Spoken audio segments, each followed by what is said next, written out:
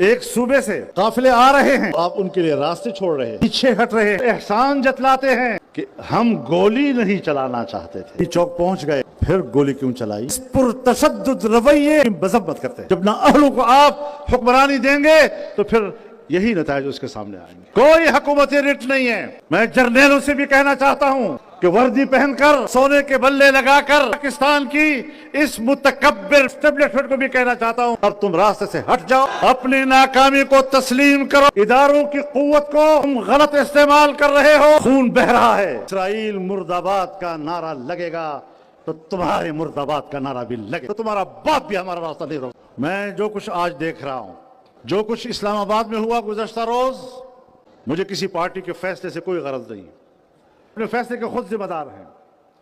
صحیح فیصلہ کرتے ہیں، غلط فیصلہ کرتے ہیں، ہاں اگر ہم سے مشورہ لیں گے تو دیانت کے ساتھ مشورہ دیں گے، المستشار مؤتمن۔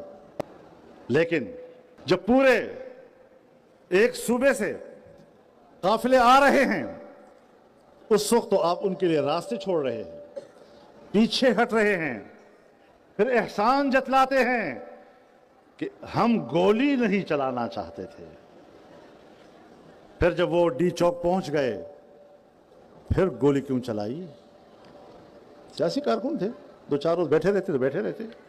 ہم اس حوالے سے بھی حکمرانوں کے اس پرتشدد رویے کی مذمت کرتے ہیں۔ ہر پارٹی کو جلسہ کرنے، مظاہرہ کرنے کا حق حاصل ہے، مجھے بھی حاصل ہے، میرے مخالف کو بھی حاصل ہے۔ میں جرنیلوں سے بھی کہنا چاہتا ہوں کہ وردی پہن کر اور سونے کے بلے لگا کر اگر آپ یہ سمجھتے ہیں کہ آپ پاکستان کو خوبصورت وطن بنا سکیں گے، میں پاکستان کی اسٹیبلشمنٹ کو بھی کہنا چاہتا ہوں، میں پاکستان کی اس متکبر بیوروکریسی کو بھی کہنا چاہتا ہوں، میں پاکستان کے اس مفاد پرست طبقے اور ان سیاستدانوں کو بھی کہنا چاہتا ہوں کہ اب آپ کے بس میں پاکستان کی خوشحالی نہیں ہے، اب تم راستے سے ہٹ جاؤ، اپنی ناکامی کو تسلیم کرو، اداروں کی قوت کو تم غلط استعمال کر رہے ہو، اور تمہاری غلط روش اور غلط حکمرانی کے نتیجے میں آج پاکستان میں قدم قدم پر اضطراب ہے، خون بہہ رہا ہے۔ علماء کرام بیٹھے ہیں، من قتل دون حقہ فہو شہید، کہ جو اپنے حق کے لیے مارا جائے گا اسے بھی شہید کہا جائے گا۔ اس راستے میں قربانی دی جا سکتی ہے۔ پاکستان کو انارکی کی طرف دھکیلا جا رہا ہے۔ لوگ آئین کا بھی احترام کرتے ہیں، قانون کا بھی احترام کرتے ہیں، اور آئین و قانون کا احترام اور اس کی پیروی یہ تمام دنیا کی انسانی اقوام کا متفقہ موقف ہے، کوئی اس سے روگردانی نہیں کر رہا۔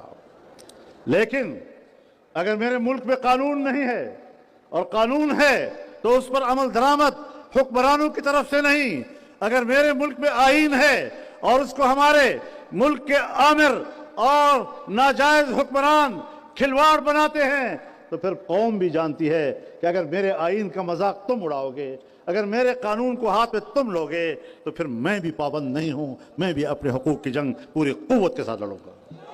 ہم اس ملک میں غلامی کی زندگی گزارنے کے لیے نہیں بیٹھے۔ یہ اسمبلیاں بنائی جاتی ہیں، یہ عوام کی منتخب اسمبلیاں نہیں ہوتی۔ ہر اسمبلی کے حوالے سے ان کا ایک ایجنڈا ہوتا ہے کہ ہم نے ایک ایسی اسمبلی بنانی ہے کہ جس سے ہم یہ قانون سازی کرائیں گے، یہ ترمیم کرائیں گے، یہ تبدیلیاں کرائیں گے۔ آج کی اس پارلیمنٹ سے حکمرانوں نے اور ان کی پشت پر کھڑے طاقتور قوتوں نے اس آئین کا حلیہ بگاڑنے کا سوچا۔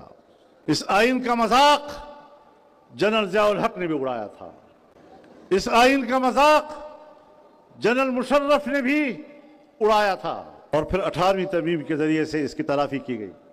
جو کچھ ہم نے حاصل کیا تھا اس ساری محنتوں پر پانی پھیرنے کے لیے ایوان میں 26ویں ترمیم لائی گئی، لیکن تم نے جو ارادے قائم کیے تھے، تم نے جو دھاندلی کی، تم نے جس طرح اسمبلیاں وجود پذیر بنائیں، تم نے جس طرح کی اسمبلیاں منتخب کرائیں، دھاندلیاں کرا کے اپنی مرضی کی اکثریتیں بنائیں، یہ ہم سے اپنی مرضی کراتے ہیں۔ جب ترمیم کی بات ہوئی تو مجھے کہنے لگے آج ہی آج پاس کرنی ہے۔ میں نے کہا پاس تو ہوتا ہے جب کوئی مسودہ تو ہوگا، پہلے مسودہ تو بناؤ، پھر ہم مسودہ دیکھیں گے تو اس میں تم نے کیا گل کھلائے ہیں۔ تیسرے دن رات کے کہیں 2-2:30 بجے ہمیں مسودہ ملا ایک کالے لفافے میں، اور جب ہم نے اس کا مطالعہ کیا تو وہ آئینی ترمیم نہیں تھی، وہ ایک کالا ناگ تھا۔ اس آئینی ترمیم کا آغاز آئین کے بنیادی انسانی حقوق سے تھا، جس میں بنیادی انسانی حقوق پامال کر دیے گئے تھے، اور برائے نام جمہوریت اور دراصل مارشل لا اس طرح کا ایک اس پہ ترمیم لائی گئی۔ عدلیہ کا بیڑا غرق کر دیا گیا تھا، اس کے اندر عدلیہ کو غلام بنا دیا گیا تھا۔ 1 مہینہ لگا اس پہ، میری نیندیں ضرور حرام کی انہوں نے، لیکن میں نے بھی ان کی نیندیں حرام کی وہ بھی آرام سے سو نہیں سکے۔ ہم نے اپنے طرز حکمرانی سے اور اپنے فتنہ انگیز ذہنیت سے اللہ کے عذاب کو دعوت دی ہے۔ ہم خدا کے رحمت کے مستحق نہیں ہو پا رہے۔ ہماری نیندیں حرام کرنے والوں کے ہم نے بھی ان کی نیندیں حرام کر دی۔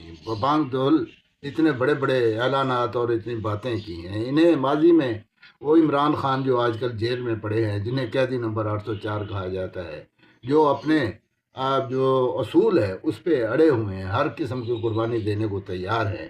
اچھا، تو اس طرف سے ریاستی جبر کی انتہا ہے، اور پھر یہ وہ شخص ہے مولانا فضل الرحمان جس نے کہا تھا کہ یہ نرم و نازک تلوے والی تتلیاں ہیں جو عمران خان یا پی ٹی آئی کے ساتھ ہیں، ہم دھرتی کو اتنا گرم کر دیں گے کہ ان کے تلوے جلیں گے۔ تو واقعی اس نے تلوے جلا کے رکھ دیے، لیکن پھر انہوں نے ان کے ساتھ کیا بھئی وہ کسی کے نہیں ہیں، اس کو بھول پن میں یا اپنی چالاکی سے گھیر کے ہر گناہ میں شامل کیا۔ اس کالے ناگ نے جو ڈسنے کے لیے آ رہا تھا بقول مولانا فضل الرحمان کو، اسی مولانا فضل الرحمان کو ہی اسی ناگ سے ڈسوا دیا۔ ابھی ایک حسینی ہنستے ہوئے کہتے ہیں کہ انہوں نے میری نیندیں حرام کر دی، میں نے اس کی نیندیں حرام کر دی۔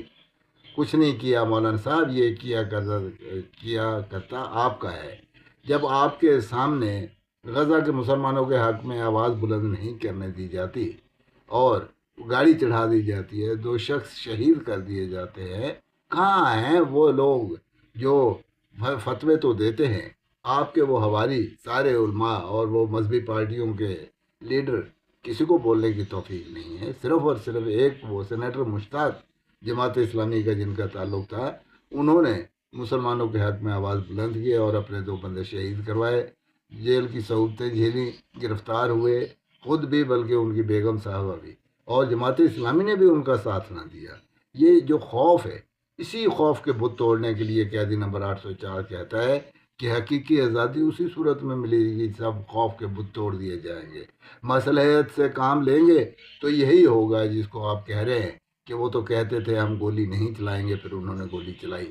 وہ دشمن پہ گولی چلانے والے جو ہے وہ آپ پہ گولی چلا رہے ہیں۔ یہ جو شہید ہوئے وہاں پہ پی ٹی آئی کے لوگ یا عام آدمی، وہ جو ہے نا، وہ عمران خان کے کچھ نہیں لگتے، وہ آپ کے بھی اتنے ہی لگتے ہیں، آپ کے بھی وہ پاکستانی ہیں، وہ آپ کے بھی ووٹر اور سپورٹر رہے ہیں، اور ہو سکتا ہے مستقبل میں بھی ہوں، لیکن